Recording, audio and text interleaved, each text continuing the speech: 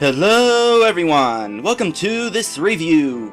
As many of you have may noticed, or something like that, that came out wrong, whatever, I'm just gonna keep on going. I have a love-hate relationship with SS World 2. It's not really a bad game, but it has some glaring faults. But we'll get to those as we go along. Let's start on a positive note. I enjoyed the battle system. I know there was a whole lot of kicking and screaming on my part, but yeah, I definitely liked it. I liked the variety of spells at my disposal, first off. Most action-adventure games like this I played, you only really use your main attack, like in Zelda, the Ocarina of Time, and the other ones after that. I never really used anything but my sword, even though I had magic spells at my disposal, which is a shame because some of those magic spells are actually kind of nice. One thing that I would have liked here is a screen-filling attack. Like maybe you'll just make a huge sphere of energy surround yourself and anything nearby on the screen gets killed pretty much, or at least gets damaged. I mean, enemies already know how close they are to you, so that when they attack they actually cause damage, so I imagine it wouldn't have been too difficult to make it so that they know that whenever you use the screen filling spell, they're close enough to take damage from that. It would have been pretty useful for situations where, like, I'm surrounded by enemies, which happen plenty of times, especially in the room, in the challenge mode, where there were several enemies in that one little space that I had to deal with. That would have been really helpful there. A healing spell would have also been nice, like seriously. I mean, it wouldn't have to be a full heal, but something to help offset the fact that I couldn't attack an enemy until they were standing in an exact way, while they could attack me anytime they wanted.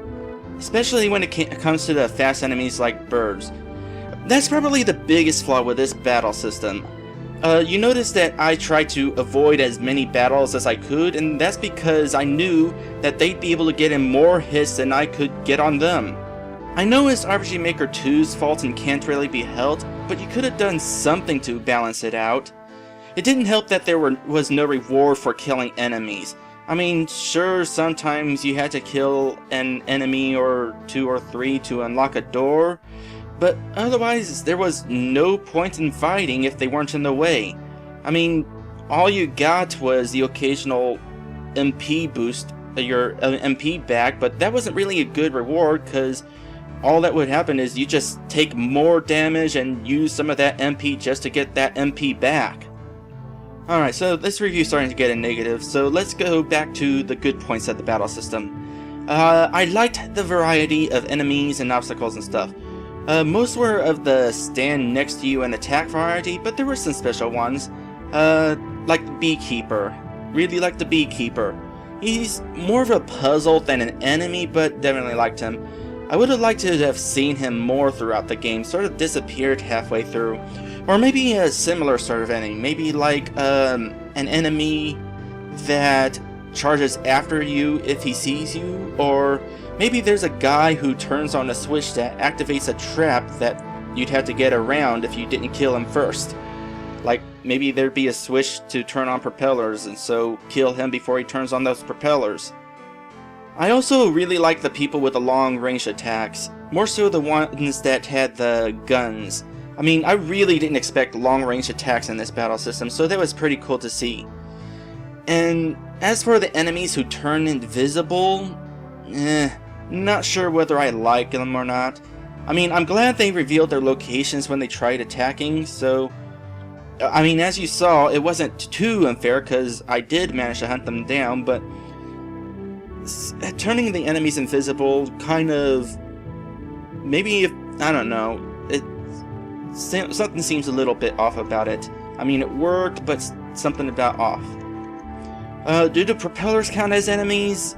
I'm not sure, but they're at least obstacles, and the obstacles in this game are cool too. I was surprised by the inclusion of pitfalls. I went, like that first pitfall, it's like, oh hey, I'm supposed to traverse across this ledge here, alright, that sounds simple enough, and then suddenly I fall down the hole. I found down more pitfalls in this game than I would have ever expected, because This isn't a platformer. It's not like I have to be super accurate with jumps or anything, and it's a tile-based system, so it's like one square, and somehow I wound up walking off into that square that would be the pitfall. A lot. So, I don't know what that means. Maybe I just suck.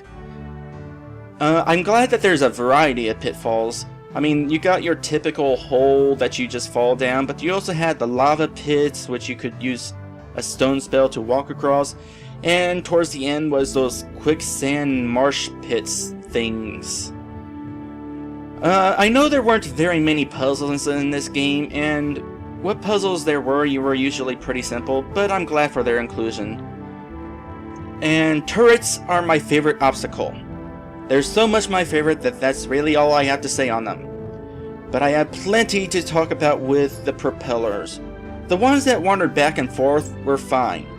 The ones that chased you were both hilarious and a nightmare.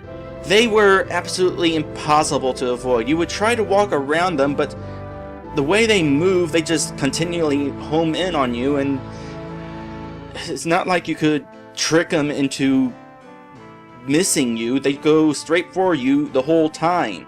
So the only way to get away from them is to actually walk away from them. And they caused way too much damage. On that note, this game really needed invincibility frames. You know, when a character takes damage and is immune to more damage for a few seconds, and they're like flashing or something, it gives the player a chance to get away from the source of the damage. But in this game, there were times where I take several hits in a single second, especially from those red propellers.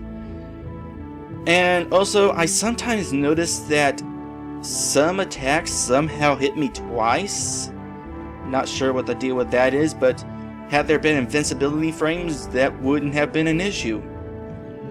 On a positive note, I am glad that you had the criminal hunting system. It's nice to have something optional like that to upgrade your stats. I will admit I'm a little surprised there wasn't an upgrade to your magic power, but that's probably for the best.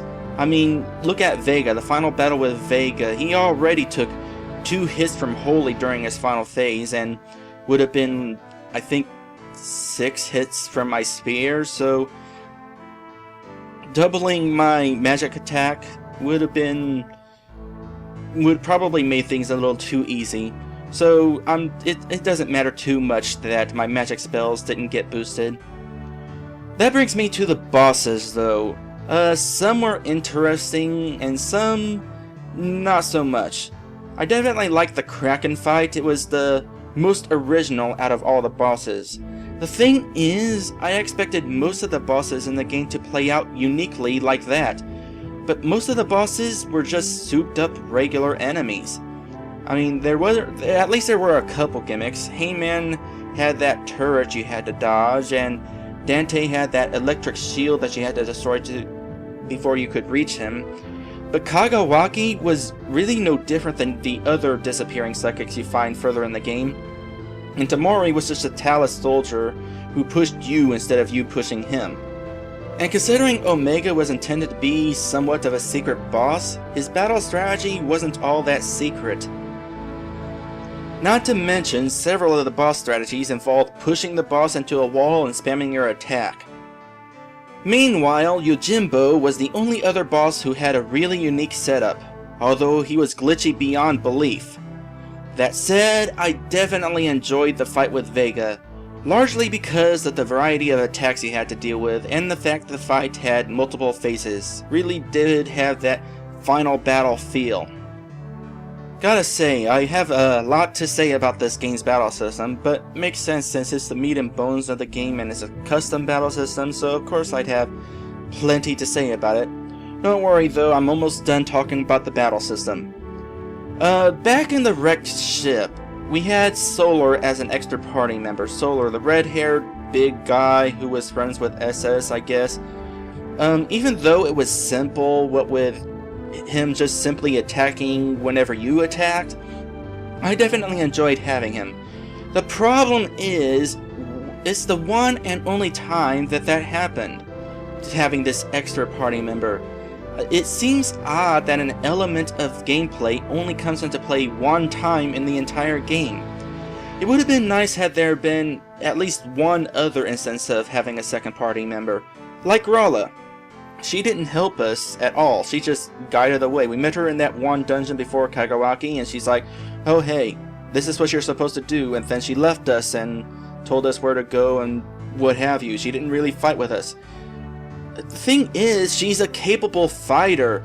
When we first saw her, we caught her killing a bad guy, so why couldn't she have helped fight like Solar did? I mean, I'm not saying that she or anybody else would need to help us through the rest of the game. It could have just been that one dungeon like it was with Solar. But it just would have been nice had I had an extra party member at more than one time in the game. And that's all I had to say for the battle system. Like I said, I enjoyed the battle system, but it had a lot of problems. Next thing I want to talk about is the story. Story was interesting. Not super duper epic, but it kept my attention. SS's friendships with Rorus and Solar and Rala was interesting, and it makes me curious enough about their history together that I kind of do want to play the earlier games. I mean, wouldn't be very different games, I guess, maybe different battle system, but I'm interested. The plot twist with SS killing Rorus, I totally didn't see that coming, but it makes sense given the context of the situation. What with Rorus being drunk and paranoid and forcing SS to defend himself, it was sucky as far as the plot goes, but I mean, not sucky as in I didn't like it, but sucky as in, well, that's pretty sad. It certainly affected me. Overall, some characters in the game were interesting, some of them not. I think I liked the villains more. They overall had more distinct personalities. The most memorable character in the game for me is Vega. I mean, he's not the typical villain who wants to become a god. Well, not your typical personality. It's hard to explain. Like, most villains with this goal who are all sinister and want to become a god just so they can destroy things or something like that. But Vega was more of your average Joe who was just overly ambitious. He was a guy who was having a good time. Another thing I like about him, Vega was only human, and he knew that. Towards the end of the game, when his own death became more and more apparent to him, he freaked out just as anybody would when they know they're going to die.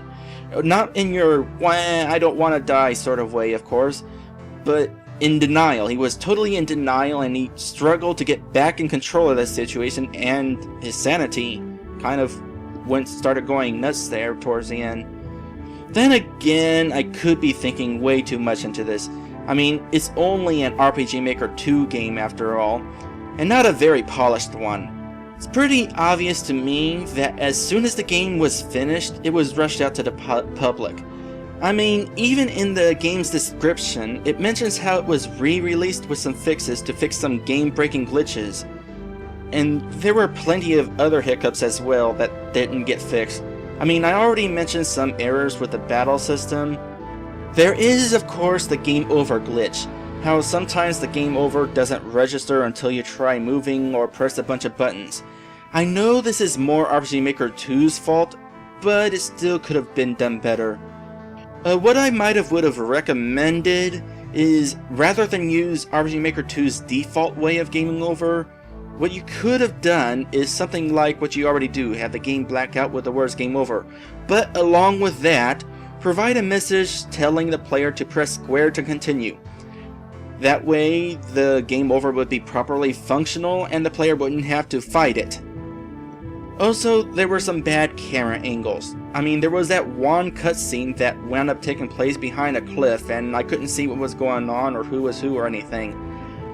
And sometimes whenever you finished the level, SS would cheer away from the camera. Speaking of level endings, having the game save right there at the end of the level was a terrible idea. When reloading from that point, enemies would respawn, and sometimes the goal point can only be activated by killing those enemies. I don't know if reloading the game there unactivates the goal because I stopped saving at the goal, but who knows, that might have been an issue if an enemies respawn whenever you go back and you have to kill them all over again just to finish the level. There really should have been another way to save. You should have brought the player to another place to save. Even bringing the player to a black room to save would have been nice. And of course, there's how the levels begin. Why do you need to step on a tile to find out what the level is called? Why is it that stepping on the tile again gave you the level name again? You know how to make a cutscene activate automatically when you enter a room. Why couldn't you do that with the level names? And then there's the graphical stuff. This is your 5th RPG Maker 2 game. Visually speaking, it looks like your first. A lot of maps were rather plain, with very little scenery or variety in the landscape. Most of the outdoor areas were basically boxes with flat cliff sides and straightforward hallways. And the first area of the desert in particular, that was just ridiculous. There was way too much open space and no scenery. What happened there? That's a mistake only somebody new would make. It would have also been nice had there been some camera movements during cutscenes. A few of the scenes were already somewhat elaborate, especially the one where you confronted Rorus, but things would have been even better had there been some camera movement. Seriously, aside from the areas where you use a tornado to get up on platforms, this game really didn't take advantage of RPG Maker 2's 3D environments. Alright, almost done. 3 more things. 1. It really sucked that there was no reward for beating challenge mode. Or if there is a reward, it was too hidden. 2. There was way too much swearing. And finally, I have one last big question for you. What in the world does SS stand for? And that's everything I have to say about this game. I know I had a lot to complain about, but really, SS World is definitely an enjoyable game. At least it was for me. But man, does it feel unfinished. Anyway, next up for my RPG Maker Let's Plays is Simple Man's Quest for the Playground, created by Reiner and for RPG Maker VX. I'll see ya then.